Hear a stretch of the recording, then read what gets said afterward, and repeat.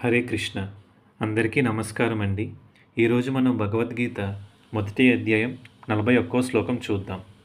శంకరో నరకాయైవ కులజ్ఞానం కులస్య చ పతంతి పితరో హేషాం లుప్తపిండోదకక్రియాః. అర్థం: అవాంఛనీయ సంతానాభివృద్ధి వంశమునకు వంశాచారమును నష్టము చేయు వారిరువురికిని నిశ్చయముగా నరక జీవితం ప్రాప్తించును. పిండోదక క్రియలు పూర్తిగా నిలిపివేయబడుట చేత అటువంటి అధర్మ వంశములకు చెందిన పితరులు పతనము చెందుతారు. ఈ శ్లోకంలో పిండోదక క్రియల గురించి వివరించారు.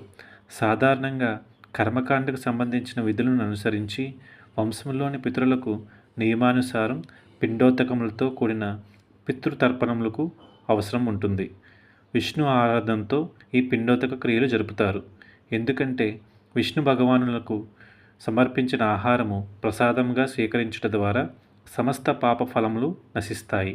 కొన్నిసార్లు పితరులు వివిధ రకముల పాపఫలములను అనుభవిస్తూ ఉండవచ్చు. మరికొన్నిసార్లు వారికి మరలా స్థూలదేహం లభింపక భూత ప్రేతములుగా సూక్ష్మదేహంలోనే బలవంతముగా నిలిచిపోవాల్సి ఉండవచ్చు.